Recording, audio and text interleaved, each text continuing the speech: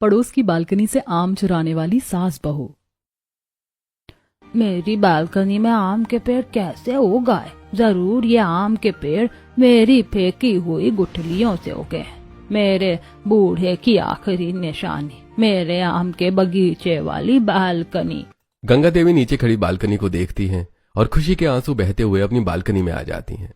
अरे ये दादी वापस आ गई पूरे 2.5 साल बाद। हाँ, पर कितनी कमजोर हो गई, पहले कितनी तंदुरुस्त थी।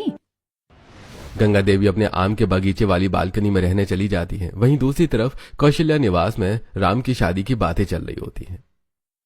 अरे कौशल्या, क्यों घबरा रही हो जाएगी राम की शादी। हाँ माँ, मैं शादी कर लूंगा, इतने घबराने की क्या जरूरत है। कब? मेरी उम्र में 26 साल का हो गया है तू। अरे माँ, मेरी शादी तो करवा दोगे, पर लड़की कहाँ से लाओगी? अरे लड़कियों की कमी है क्या? हमारा इतना बड़ा गांव है, तू अपने ऑफिस में बात कर ले, कभी भी छुट्टी लेनी पड़ सकती है। अच्छा ठीक है। इसी तरह शाम होती है। कौशल्या मंदिर में पंडित जी से बात कर रही होती हैं। पंडित जी, आप हमारे गांव के हैं, कोई अच्छी लड़की है गांव में हमारे राम के लिए? कौशल्या बहन, हमारे गांव में एक लड़की है, मैं बात चला देता हूँ। कुछ दिन बीतते हैं। एक दिन दशरथ को फोन आता है। नमस्ते दशरथ जी, मैं जनक बोल रहा हूँ। पंडित जी ने बताया कि आप अपने बेटे के लिए लड़की ढूंढ रहे हैं। जी, हम आपके ही गांव के हैं। हमारी एक प्यारी सी बेटिया है, आप चाहे तो आकर देख सकते हैं। अरे बहुत बढ़िया, आप लोकेशन भेज दीजिए, हम कल ही आएंगे। जी जरूर, मैं अभी भेजता हूँ। अगली सुबह 7 बजे पूरा परिवार तैयार होकर अपनी गाड़ी में गांव के लिए रवाना हो जाता है। वहीं दूसरी तरफ सीता छोटे बच्चों के साथ घूम रही होती है। अरे वो देखो आम का बगीचा, चलो आम तोड़कर खाते हैं। हाँ दीदी, चलो आम तोड़ते हैं, मजा आएगा। सीता बच्चों के साथ बगीचे की दीवार कूद कर अंदर आती है। अरे आम तो बहुत ऊपर हैं, इन्हें तोड़ेंगे कैसे? अरे दीदी, तुम तो हर बगीचे में आम तोड़ने में मशहूर हो, अब लगाओ दिमाग और तोड़ो आम। अरे करना क्या है, मेरी चुनरी है ना, जल्दी से छोटे छोटे पत्थर दो। सीता पत्थरों को चुनरी में बांधती है और उछलकर आमों पर मारती है। अरे यार, बच गया। अरे वो नहीं, दाहिने वाला तोड़ो, वो जल्दी टूट जाएगा। अरे पर मीठा तो बगल वाला है, तू रुक, मैं वही तोड़ती हूँ। सीता एक बार फिर कोशिश करती है और इस बार ढेर सारे आम नीचे गिरते हैं और सीता बच्चों के साथ ढेर सारे आम तोड़कर पेड़ के नीचे बैठकर आम खाने लगती है। वाह, कितना मीठा है, मजा आ गया। हाँ, ऐसे आमों के लिए ही मैं तो गर्मियाँ बर्दाश्त करती हूँ और साल भर इंतजार करती हूँ। क्या टेस्टी आम है, बिल्कुल मीठे। सीता हाथ मुंह पर आम लगाकर बच्चों के साथ मजे से आम खाने लगती है। तभी कृतिका दौड़ते हुए सीता के पास आती है। अरे कृतिका, तू इतनी हाफ क्यों रही है, क्या हुआ? अरे सीता दीदी, तो बगीचे में बैठी आम खा रही है, तुम्हें लड़के वाले देखने तुम्हारे घर आए हैं। अरे मैं तो आम खाने के चक्कर में भूल गई थी, अब माँ तो डंडे से मारेंगी। सीता दौड़ते हुए घर पहुंचती है। हाथ मुंह और बालों में आम लगा होता है। अरे पागल लड़की, तुझे मना किया था ना आम के बगीचे में मत जाना, ये क्या हुलिया बना रखा है।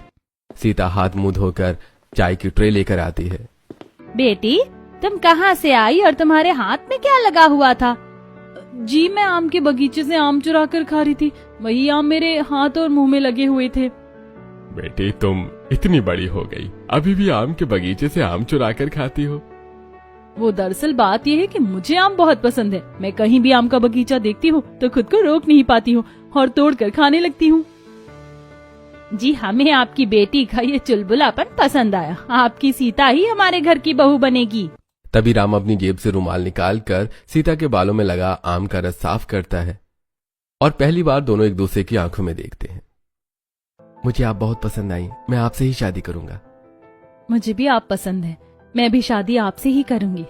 लो जी, ये तो राम मिलाई जोड़ी हो गई और दोनों बच्चों के नाम भी मिल रहे हैं। अब तो मुंह मीठा कीजिए और शादी की तारीख निकलवाइए। सुनैना सबका मुंह मीठा करवाती है। शादी की तारीख निकलती है और राम सीता की धूमधाम से शादी हो जाती है और अगली सुबह सीता तैयार होकर हॉल में आती है। बहू, आज तेरी पहली रसोई है। हाँ मम्मी जी, मुझे पता है। तो बहू, आज मीठे में खीर बना ले बस। सीता किचन में जाकर खीर बनाती है और सबको परोसती है। अरे वाह बहू, बहुत बढ़िया खीर बनाई है। वाकई सीता, तुम्हारी खीर तो बहुत टेस्टी है।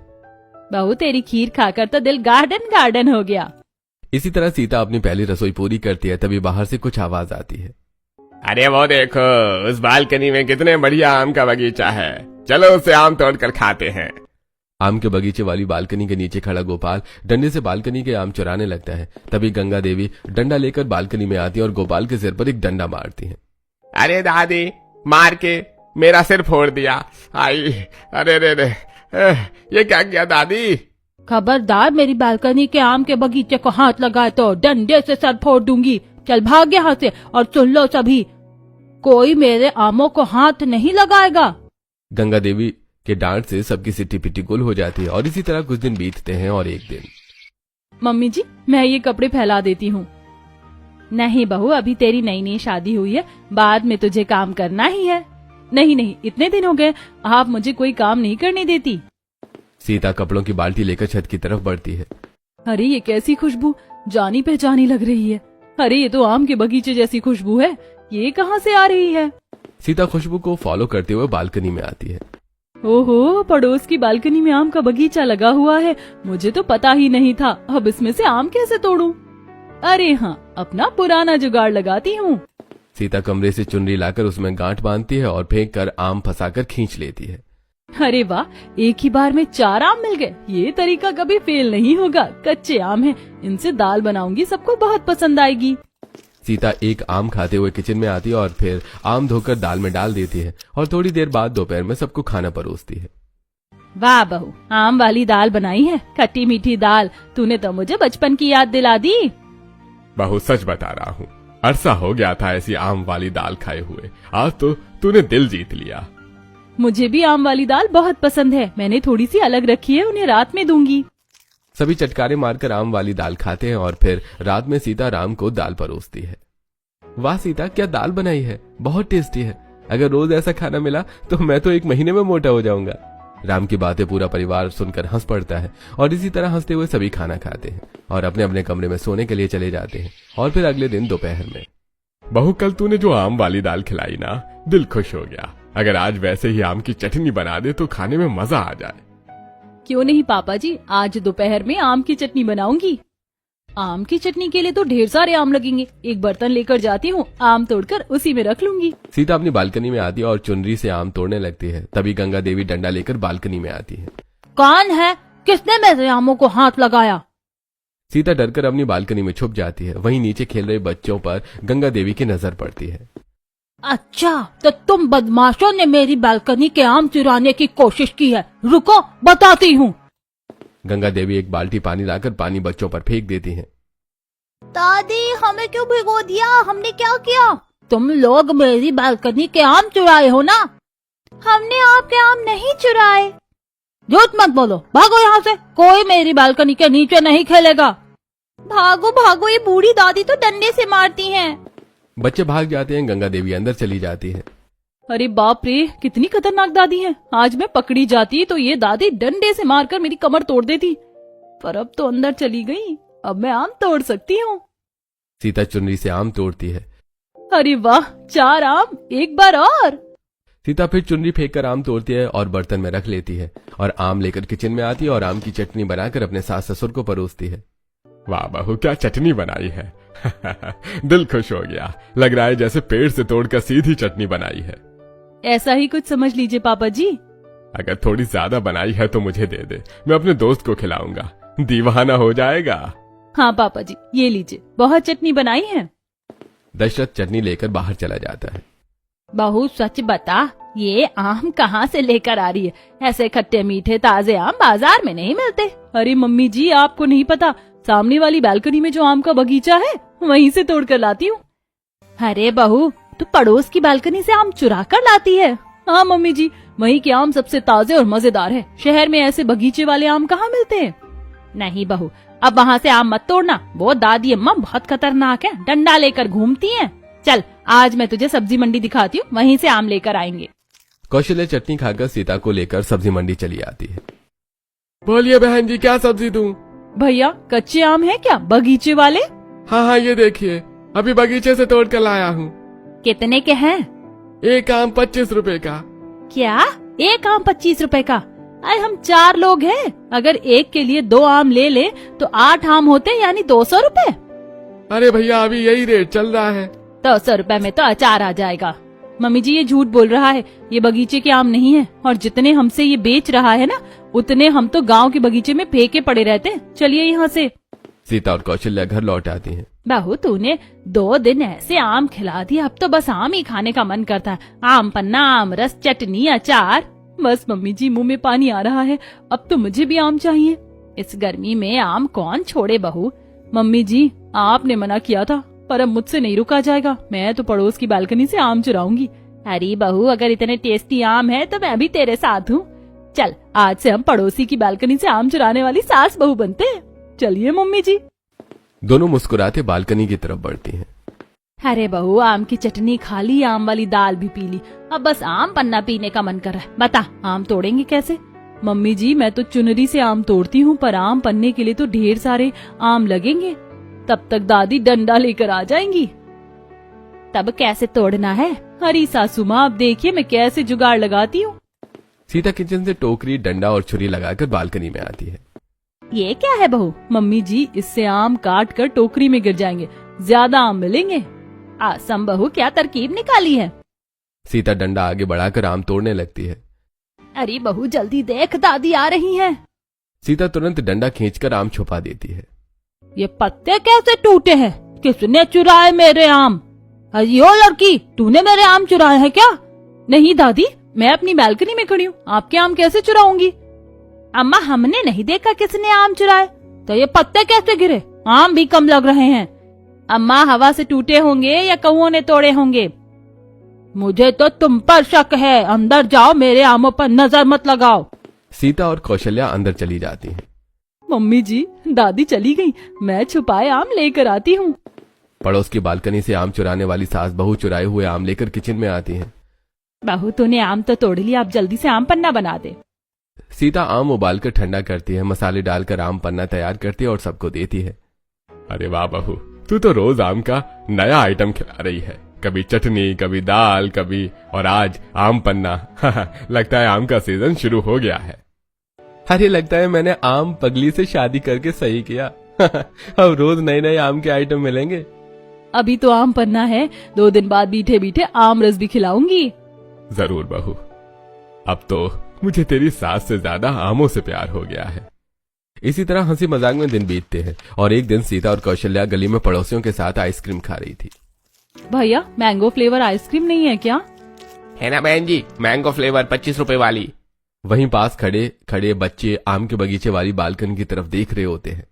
अरे वो देख आम, चल आम तोड़ते हैं। बच्चे ईंट फेंककर आम तोड़ने लगे हैं। ये देख मेरा निशाना लग गया, मुझे आम मिल गया। मेरा निशाना नहीं लग रहा, मुझे आम दे। मैं तेरा बेस्टू हूँ ना, तेरे लिए आम मैं तोड़ता हूँ।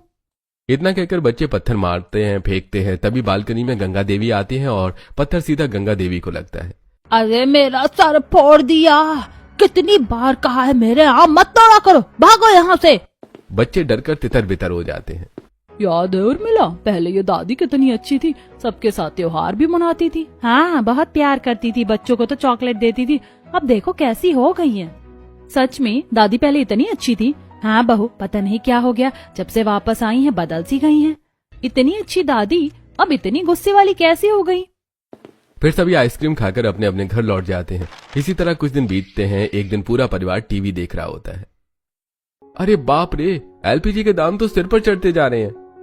अरे दाम इसलिए बढ़ रहे हैं क्योंकि काला बाजारी हो रही है। अगर लोग खपत कम कर दे तो दाम अपने आप कम हो जाएंगे। सही कह रहे हैं पापा, हर घर को गैस की खपत कम करनी चाहिए। अच्छा बहू ये बता, हमारे घर का सिलेंडर अभी है ना? हाँ पापा जी अभी हैं, चल जाएगा। वैसे आज खाने में आम का क्या स्पेशल बना रही हो?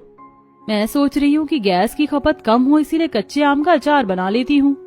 अरे वाह बहू, बढ़िया सोचा। दाल भात के साथ आम के अचार खाने में मजा आ जाएगा। बनाओ बनाओ।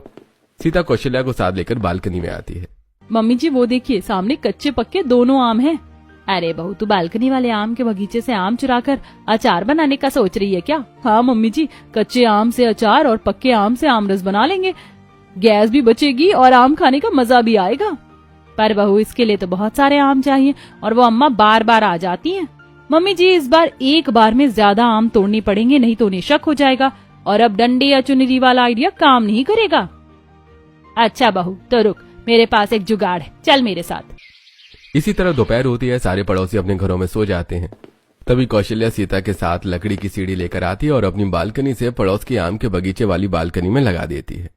अरे वाह सासू माँ, मान गए आपको। आप तो मेरी भी उस्ताद निकली। इस सीढ़ी से तो आराम से आम के बगीचे वाली बालकनी में जाऊंगी, आम चुरा लूंगी और फटाक से वापस भी आ जाऊंगी। दोपहर का समय है, दादी सो रही होंगी और हमें कोई देखने वाला भी नहीं है। इतना कहकर सीता सीढ़ी से होते हुए आम के बगीचे वाली बालकनी में उतर जाती है और ढेर सारे आम तोड़कर कौशल्या की तरफ फेंकने लगती है। अरे बहू, बस बस कर, इतने आम बहुत हैं, काफी पके और कच्चे आम हो गए, अब वापस चलिए। सीता धीरे धीरे सीढ़ी से वापस आने लगती है। तभी समिति का चौकीदार बहादुर पड़ोस की बालकनी से आम चुराने वाली सास बहू को देख लेता है। अरे चोर चोर, दादी आपके आम कोई चुरा रहा है। अरे मम्मी जी, चौकीदार ने देख लिया। अरे नहीं बहू, इतनी ऊंचाई तक चेहरा नहीं देख पाएगा, जल्दी भाग। सीता भागकर अपनी बालकनी में आ जाती है और कौशल्या जल्दी से सीढ़ी खींच लेती है। तभी गंगा देवी डंडा लेकर बालकनी में आती है। कौन है चोर? कौन है चोर? कहाँ गया चोर? अरे दादी आपके आम चुराकर चोर पड़ोस वाली बालकनी में भाग गया।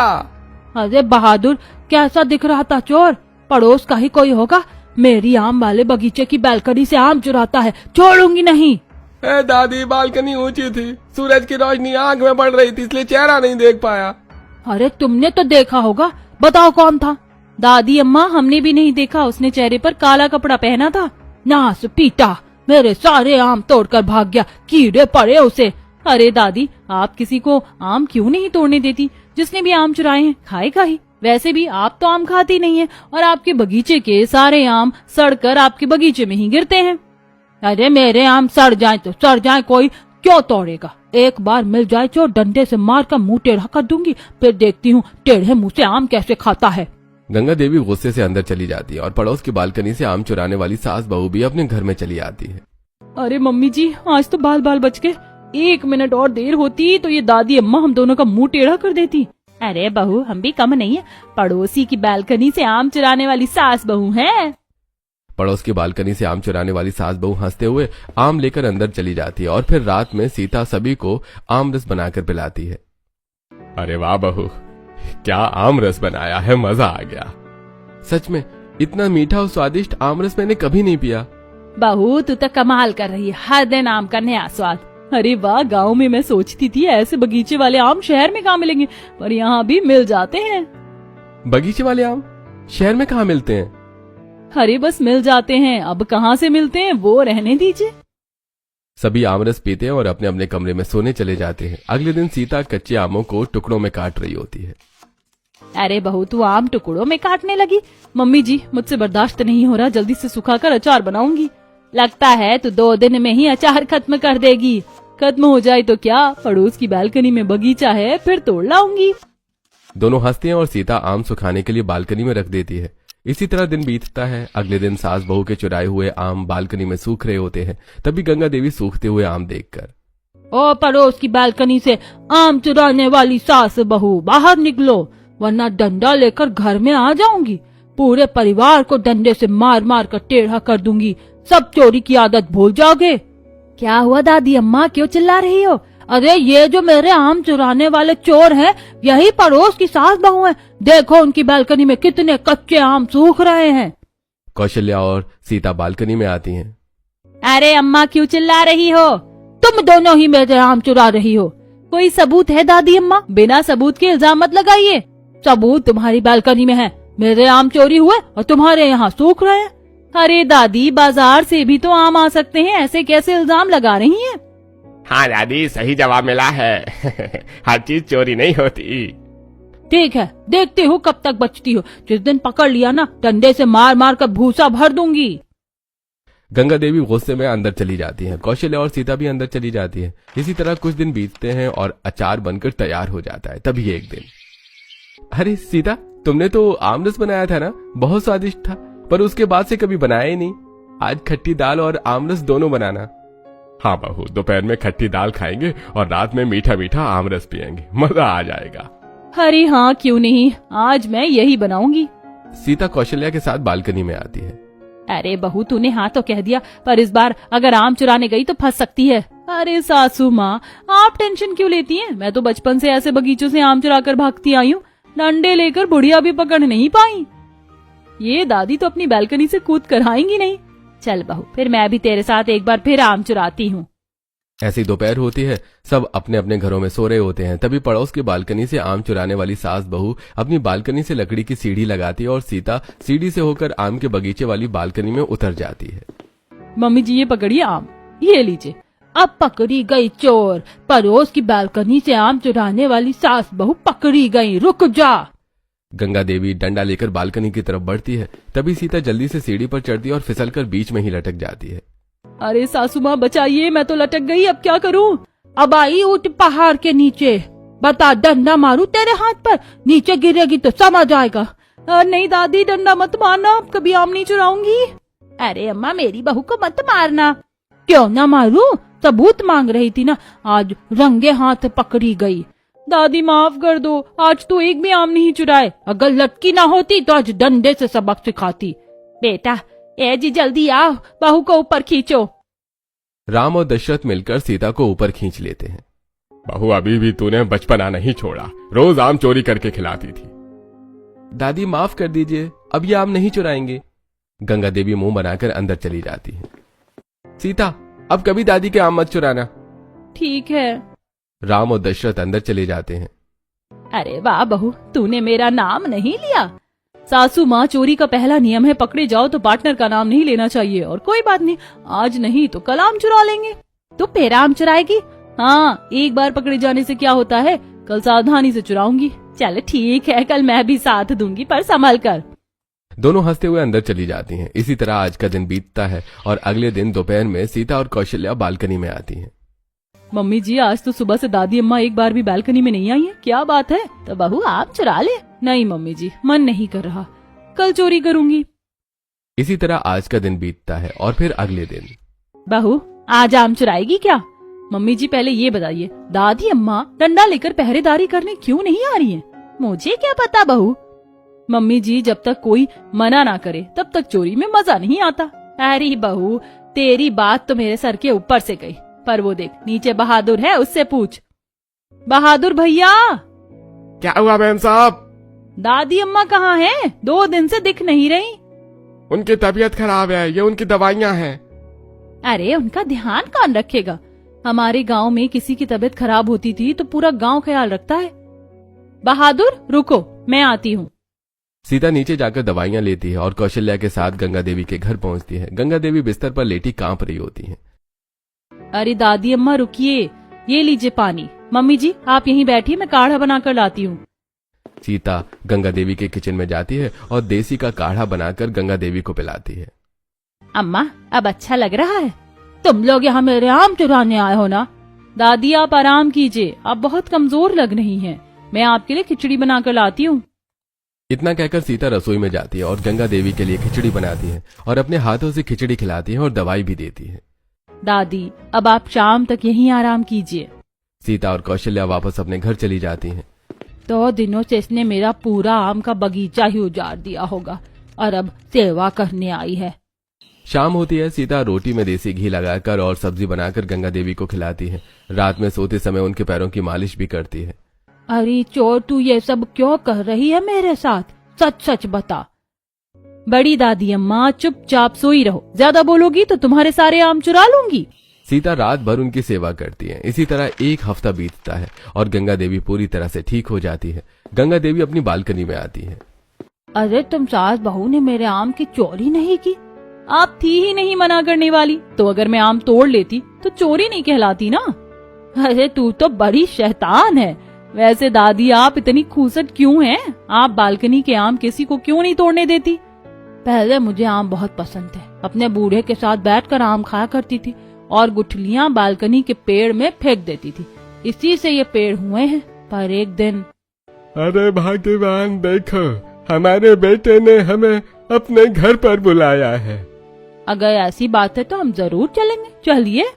गंगा देवी अपने पति रामलाल के साथ अपने बेटे और बहू के साथ घर चली आती है और 6 महीने बाद रामलाल का देहांत हो जाता है। उसके बाद, अरे बूढ़ी, पहले घर के सारे बर्तन धो, फिर खाना मिलेगा। मेरे पति क्या मरे, इन लोगों ने तो मुझे नौकरानी बना दिया। दादी आप मानती है ना कि ये आम का पेड़ दादाजी की निशानी है ना? हाँ बेटी, तो दादी, मैंने सुना है खुशियां बांटने से बढ़ती हैं। जब दादाजी आपको देखते होंगे उन्हें अच्छा थोड़ी ना लगता होगा कि आपने आम खाना छोड़ दिया, और उनकी याद में चिड़चिड़ी रहती हैं। अगर आप चाहती हैं कि दादाजी आपको देखकर खुश हो तो दोबारा आम खाना शुरू कीजिए। अरे बेटी, मैंने तो ये सोचा ही नहीं। अब तेरा जब मन करे तू बालकनी से आम तोड़कर खाना। बच्चों इधर आओ, ये लो आम खाओ। आज से मैं तुम लोगों को आम तोड़ने के लिए मना नहीं करूंगी। फिर गंगा देवी सीता के साथ बैठकर आम खाती है और अब पड़ोस की बालकनी से आम चुराने वाली सास बहू को आम चुराकर नहीं खाने पड़ते हैं।